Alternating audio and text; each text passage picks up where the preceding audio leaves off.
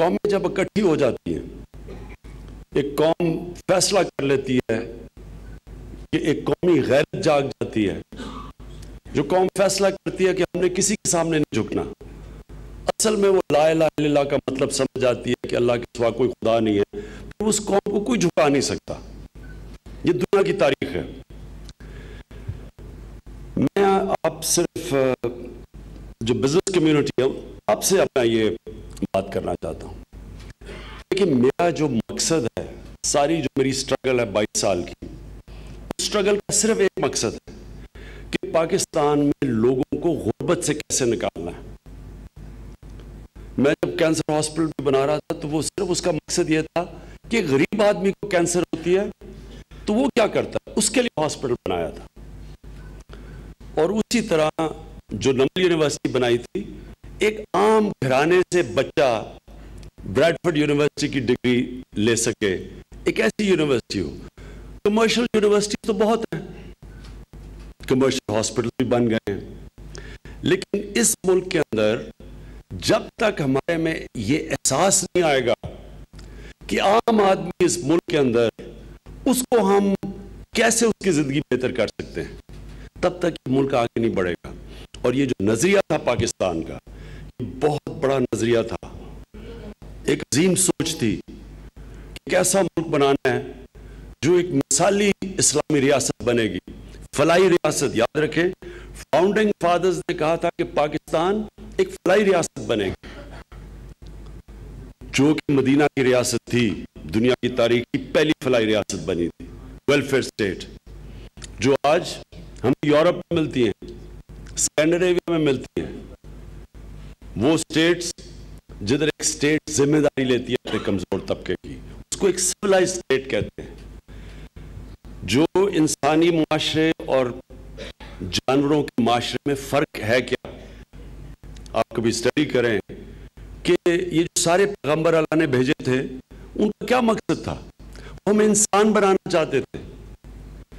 قرآن کی آیت ہے کہ اللہ نے انسان کو اشرف المخلوقات بنایا، جب اوپر جاتا ہے تو وہ فرشتوں سے بھی اوپر چلا جاتا ہے، لیکن جب وہ گرتا ہے وہ جانوروں سے بھی نیچے چلا جاتا ہے۔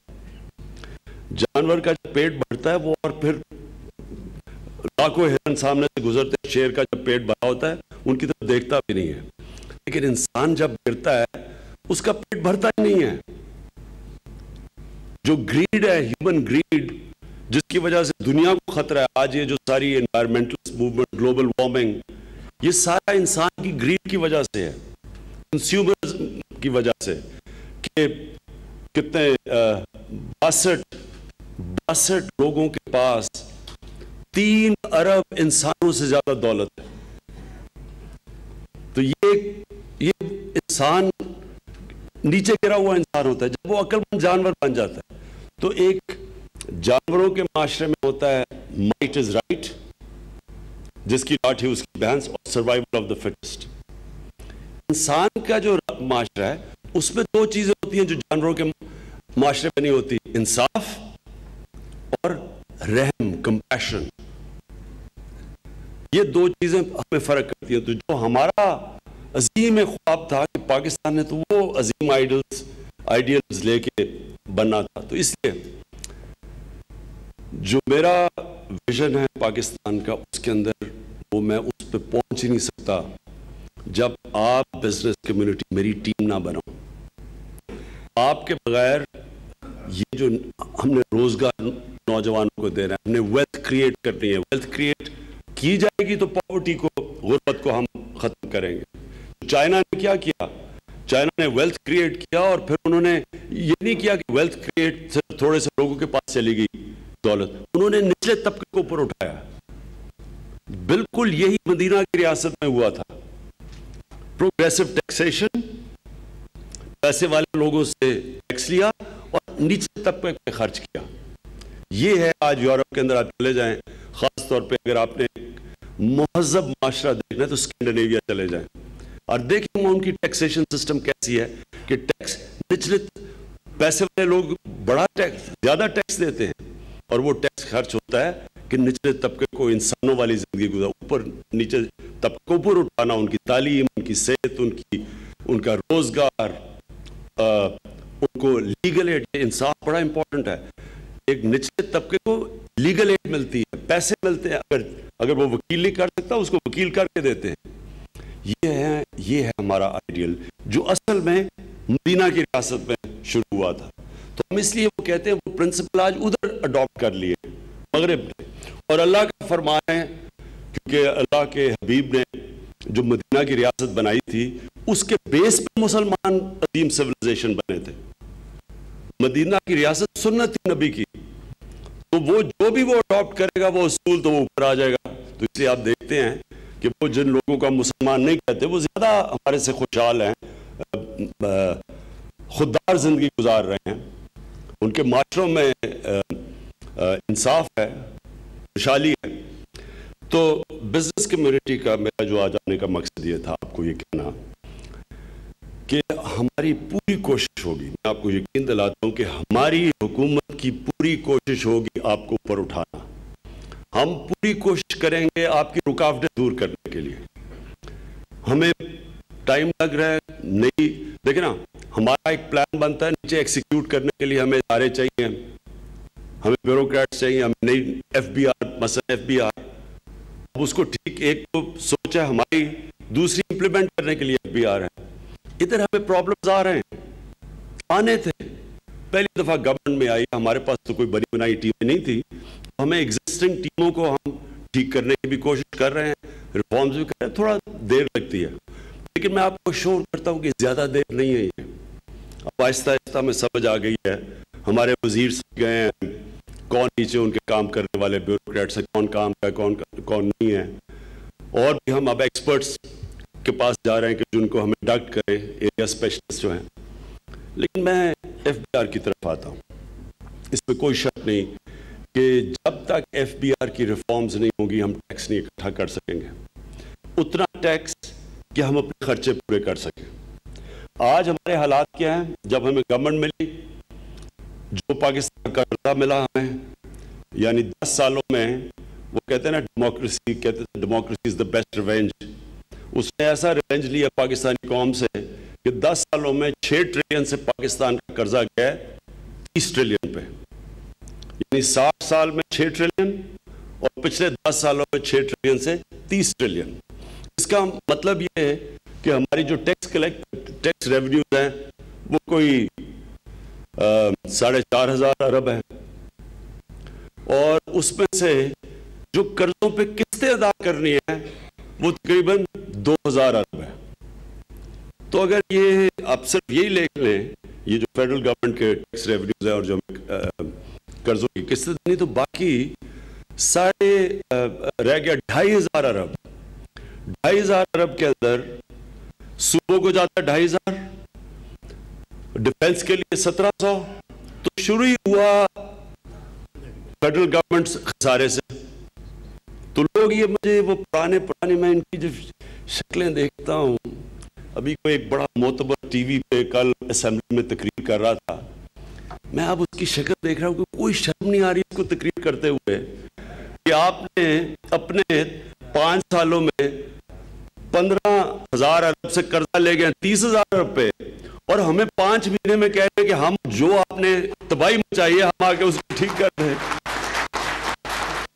کوئی شرم نہیں تھی. بڑا معتبر شکل بنا کے کوئی قائد اعظم جس طرح کی شکل بنا کے اور تقریر کر رہا ہے. یہ تھوڑا مشکل وقت میں پہلے دن سے آپ کو کہا تھا وہ ہونا ہی ہے. جب تک مثلا یہ آپ کو میں لوگوں کو آپ تو بزنس کمیونٹی ہے لیکن میں آپ کو آسان بتاتا ہوں کہ یہ اس طرح ہے کہ گھر قرضہ چڑھا ہوا گھر، آمدنی کم ہے، خرچے زیادہ ہے. تو وہ گھر کیا کرے گا؟ وہ قرضے واپس کرنے میں وہ ویلتھ کریٹ کرے گا، وہ دکان لگا لے گا، وہ کوئی فیکٹری لگا لے گا، اس کے قرضہ لے گا، قرضے سے پیسہ بنائے گا اور پھر قرضے واپس کر دے گا. یہی اس وقت پاکستان ہم کیا کر رہے ہیں؟ کوشش کر رہے ہیں کہ انویسٹرز کو لے کے آئیں. اس وقت اللہ کا کرم ہے کہ فورن انویسٹرز انٹرسٹڈ ہیں، آ رہے ہیں، بڑے لوگ ہمارے ساتھ پلیجز ہیں، اور انشاءاللہ آپ دیکھیں گے آنے والے دنوں میں کہ انویسٹمنٹ بڑھتی جائے گی. لیکن وہ جب تک وہ نہیں ہوتی تو ہمیں یہ قرضوں کی قسطیں واپس کرنی ہیں، تو اس کے لیے یہ ایک مشکل وقت ہے ہمارے لیے۔ لیکن میں آپ کو شور کرتا ہوں، جو میں نے آ کے دیکھا پاکستان یہ جو 6 مہینے میں، اس ملک کو اللہ نے اتنا پوٹینشل دیا ہے، اس میں اتنے وسائل دیے ہیں، صرف ایک ایریا، باقی چیزیں چھوڑیں، صرف ہم نے اپنی ٹورزم ڈیولپ کر لی۔ جو ٹورزم پوٹینشل پاکستان میں ہے، صرف ایک شعبہ ڈیولپ کر لیا، یہی ہمارا کرنٹ اکاؤنٹ ڈیفیسٹ پورا کر دے گا۔ اتنا اللہ نے اس ملک میں دیا ہے۔ جو ایف بی آر ہے، اس کا ٹھیک ہونا ضروری اس لیے ہے کہ ہم جب تک ایف بی آر کی ریفارمز نہیں کریں گے، نمبر 1 ہم اپنا خرچہ میٹ نہیں کر سکتے۔ اس لیے پورا زور لگائیں گے اور ایف بی آر کے اوپر، اور میں آپ کو شور کرتا ہوں کہ جو آپ کے سارے پرابلمز ہیں وہ میں نے رزاق داؤد سے بھی ڈسکس کیے ہیں، اسد عمر سے بھی مسلسل ہم ڈسکس کر رہے ہیں، مسلسل میٹنگز کر رہے ہیں کہ ہم نے یہ ریونیو جنریشن کیسے کرنی ہے، ایف بی آر کو کیسے ایک بزنس فرینڈلی ایک ادارہ بنانا ہے۔ میں یہ بھی آپ کو آج کہتا ہوں کہ اگر ہم نے یہ ریئلائز کیا کہ ایف بی آر ٹھیک نہیں ہو سکتی، ہم ایک نئی ایف بی آر بنا دیں گے۔ ہم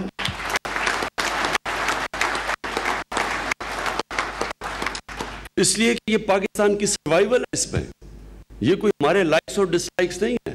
اگر ہمارا ٹیکس کلیکٹنگ ایجنسی ٹھیک نہ ہوئی تو یہ تو ملک کی آگے سیکیورٹی کا ایشو ہے۔ کوئی بھی قوم جو قرضوں کے اوپر ڈیپینڈ کرتی ہے، وہ کبھی بھی وہ خوددار نہیں رہ سکتی، اس کی کبھی بھی اس کی انڈیپینڈنس نہیں رہ سکتی۔ دوسری چیز، آپ بزنس کمیونٹی سے، یہ آپ کے لیے بڑا ضروری ہے۔ میں آپ کو چاہتا ہوں کہ آپ بزنس کمیونٹی کے لیڈرز بیٹھے ہوئے ہیں، آپ پلیز ایک چیز اپنی ساری کمیونٹی میں لے کے آئیں۔ ہم اپنے پیار کو ٹھیک کریں گے۔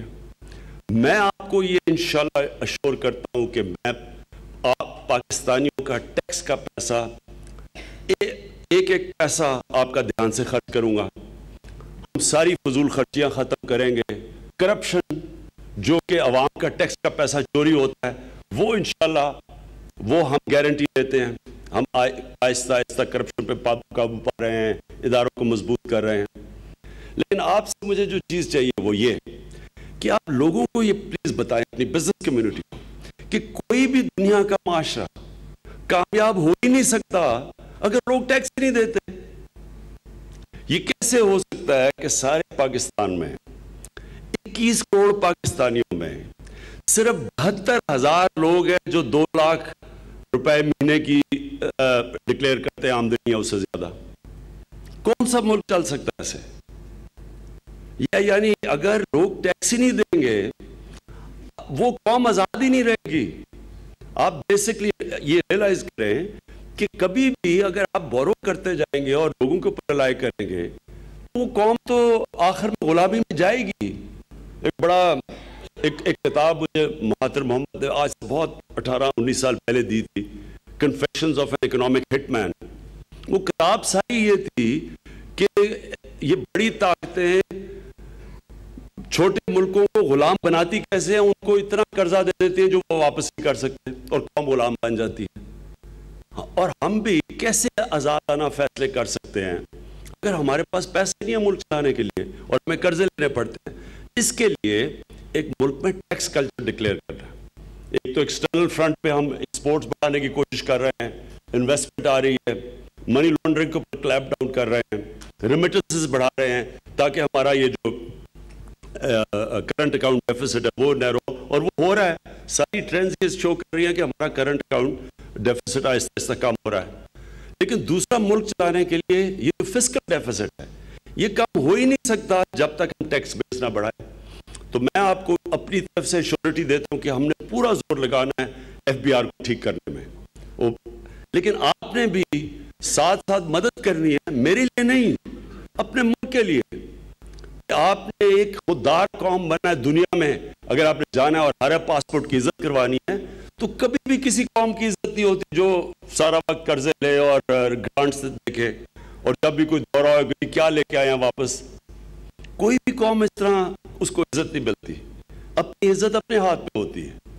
آپ اگر لوگوں کے سامنے ہاتھ پھیلائیں گے، کوئی کسی کی عزت نہیں کرتا ہاتھ مانگنے والے کی۔ تو ہماری اب پوری ہمیں کیمپین چلانی ہے۔ ہم بلکہ ٹیکس میں یہ بھی ہوں کہ ہم ٹیکس نیچے بھی کر دیں گے آپ کے، لیکن ٹیکس دینا یہ سمجھے کہ نیشنل ڈیوٹی ہے. یہ سوچے کہ قوم کے لیے آپ نے ٹیکس دینا ہے. کتنی قوم کو خوشی ہوئی کہ جب نظر آئے کہ قوم خوددار ہے، دنیا میں تعریف ہوئی ابھی ریسنٹلی، تو کتنے لوگوں کو پرائیڈ ملی اس سے. اس سے پہلے ایک طرف ہم کسی کی جنگ لڑ رہے تھے، دوسری طرف انہیں سے گالیاں کھاتے تھے، کوئی عزت چلی گئی تھی ہماری. تو اب جس طرح پاکستان جا رہا ہے، جو میں سوچتا ہوں نیا پاکستان، اس کے لیے بڑا ضروری ہے آپ کے لیے کہ ٹیکس کلچر پاکستان میں ڈیولپ ہو، اور اپنے لیے خودداری کے لیے قوم عزت سے چلے، باہر ملک سے باہر جائے، لوگ عزت کریں اس کی. اور یہ ہو سکتا ہے. یہ مدینہ کی ریاست کی جو سب سے بڑی دوسری کمال تھا ہمارے نبی صلی اللہ علیہ وسلم، انہوں نے لوگوں کو سچائی کی طرف لگایا.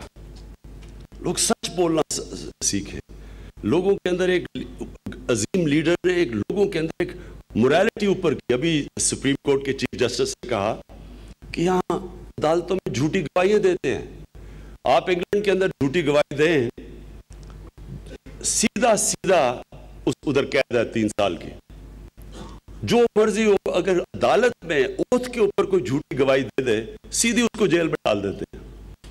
مجھے یاد ہے جب جتنا بھی دیر میں انگلینڈ میں گزارا، بڑے بڑے نام تھے جو اگر عدالت میں ایک جھوٹ پکڑا جائے کیس ختم ہو، جیل میں سیدھا. تو ہمارے اندر اس کو برا ہی نہیں سمجھا جاتا. میں جب عدالت میں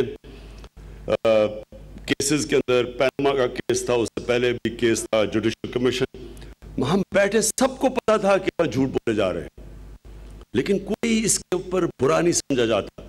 دیکھیں، ایک معاشرے کو جب اوپر آتا ہے معاشرہ، اس کی موریلٹی بھی اوپر آتی ہے. آپ کے اکنامک کولیپس سے پہلے مورل کولیپس ہوتا ہے معاشرے کا. مولانا رومی نے کہا قوم کیسے مرتی ہے؟ مولانا رومی نے کہا جب وہ قوم اچھے اور برے کی تمیز ختم کرتی ہے، وہ مر جاتی ہے. تو ہمارے لیے ایک نئی سوچ، نیا مائنڈ سیٹ چاہیے، اور اس کے اندر بزنس کی بہت بڑا رول ہے، آپ کی کمیونٹی کا بہت بڑا رول ہے اس ملک کو اٹھانے کے لیے. اور میں آج آپ کے سامنے کہتا ہوں، ہم ابھی بھی سٹیپس اٹھا رہے ہیں. ہم اب یہ جو بل پاس ہوا ہے آج، انشاءاللہ آپ کے ریفنڈز جو ابھی تک رکے ہوئے وہ بھی واپس آپ کو دیں گے. اور انشاءاللہ آپ یہ بھی دیکھیں گے کہ یہ جو آپ کے سامنے جو مسئلے مسائل ہیں، ایز آف ڈوئنگ بزنس، میرے آفس کے اندر ہی وہ بنا ہوا ہے جو بورڈ آف انویسٹمنٹ کا، جدھر ہم نے آپ کے لیے رکاوٹیں ختم کرنی، اور وہ مسلسل، وہ آن گوئنگ پوری ایک مسلسل جدوجہد ہے کہ آپ کے لیے آسانی ہو بزنس کرنے کے لیے. میری صرف آپ کو یہ گارنٹی ہے کہ ہم آپ کے لیے پوری کوشش کریں گے، اپرچونٹیز آپ کے لیے پرووائڈ کریں گے. یہ اسپیشل اکنامک زون جو بن رہی ہے سی پے کے ساتھ، اس میں آپ کو موقع ملیں گے. باہر کے انویسٹرز کی بالکل ٹھیک ہے، لوکل، جب آپ باہر کے انویسٹرز کے لیے کنڈیشنز کریٹ کرتے ہیں تو وہ سب سے پہلے تو لوکل انویسٹرز اس کا فائدہ اٹھاتے ہیں. تو یہ نہیں کہ ہم صرف باہر کے انویسٹر کے سوچ رہے ہیں، جو انویسٹمنٹ انوائرمنٹ ہے وہ باہر اور لوکل کے لیے اچھی ہوتی ہے. تو وہ انشاءاللہ اس میں پوری آپ کے لیے مدد کریں گے. مسلسل آپ کے ساتھ مشاورت ہوگی. ہماری جو ٹیم بیٹھی ہوئی ہے، اکنامک ٹیم، یہ سب آپ سے مشاورت کرے گی، آپ سے انٹریکشن ہوگا.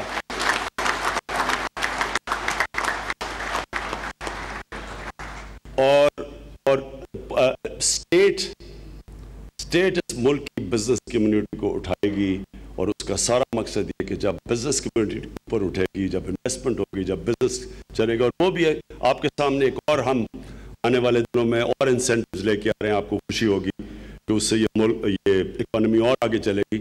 اور سب سے بڑا مقصد یہ ہے کہ ہمارا جو 60% پاکستانی 30 سال کی عمر سے کم ہیں، ان کو روزگار کی ضرورت ہے.